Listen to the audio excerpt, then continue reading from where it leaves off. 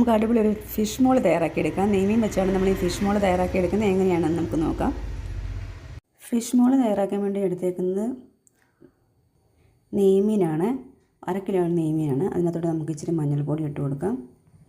ഫ്രഷായിട്ടുള്ള നമ്മൾ വീട്ടിൽ പൊടിച്ച കുരുമുളകിൻ്റെ പൊടിയും കൂടി ഇട്ട് കൊടുത്ത് ഇച്ചിരി ഉപ്പും കൂടി ഇട്ട് കൊടുക്കുക. ഇച്ചിരി നാരങ്ങയുടെ നീരും കൂടി ഒഴിച്ചിട്ട് നമുക്കൊന്ന് മിക്സ് ചെയ്തിട്ടൊന്ന് ഒരു അരമണിക്കൂർ വെക്കാം. എന്നിട്ടൊന്ന് ഫ്രൈ ചെയ്തെടുക്കണം. ഇതൊന്ന് മിക്സ് ചെയ്തെടുക്കാം. അരമണിക്കൂർ വെച്ച ശേഷം നമുക്കൊന്ന് ഷാലോ ഫ്രൈ ചെയ്തെടുക്കാം. വെളിച്ചെണ്ണ ഒഴിച്ച് കൊടുക്കാം.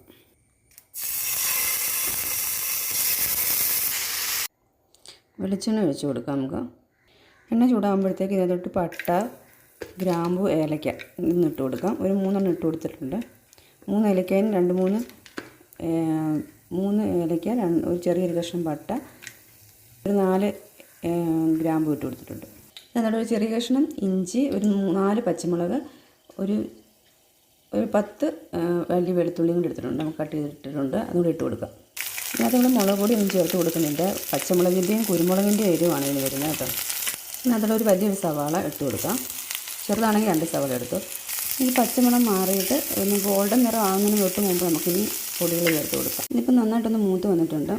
എന്നിട്ട് മഞ്ഞൾപ്പൊടി ഇട്ട് കൊടുക്കാം. 1 ടീസ്പൂൺ മഞ്ഞൾപ്പൊടി, 1 ടേബിൾ സ്പൂൺ മല്ലിപ്പൊടി ചേർത്ത് കൊടുക്കാം.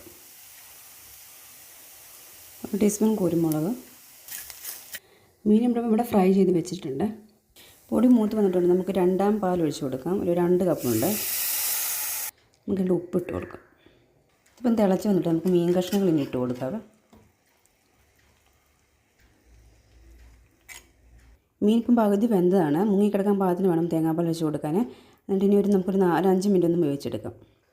നന്നായിട്ട് തിളച്ച് വെന്ത് വന്നിട്ടുണ്ട്. 5 മിനിറ്റ് ആയിട്ടുണ്ട്. ഞാൻ ഇപ്പം തക്കാളിക്കാൻ കൂടെ വട്ടത്തെ അരിഞ്ഞിട്ട് കൊടുത്തിട്ടായിരുന്നു. ആ സമയത്ത് കാണിക്കാൻ വിട്ടുപോയതാണ്. തക്കാളിക്കാൻ നമ്മൾ ആ മീനിട്ടതിൻ്റെ പുറകെ തന്നെ തക്കാളിക്കാൻ കൂടി ഇട്ട് കൊടുക്കണം. എന്നിട്ട് നമുക്ക് ഇനി 1ാമത്തെ പാൽ ഒഴിച്ച് കൊടുക്കാം. 1ാം പാൽ ഒഴിച്ച് കൊടുക്കാം. അങ്ങനെ കട്ടി തേങ്ങാപ്പാലാണ്.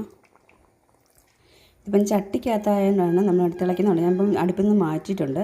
അല്ലെങ്കിൽ നമ്മൾ തേങ്ങാപ്പാൽ ഒഴിക്കുമ്പോഴത്തേക്ക് ഇത് പിരിഞ്ഞ പോലെ ആയിപ്പോവും. അതുകൊണ്ട് ഇതിപ്പം തിളച്ചുകൊണ്ടിരിക്കുന്നത് വെച്ചാൽ നമ്മൾ ഇതുപോലെ ചട്ടിയായി നല്ല ചൂടായിട്ടിരിക്കുന്നതുകൊണ്ടാണ് കേട്ടോ.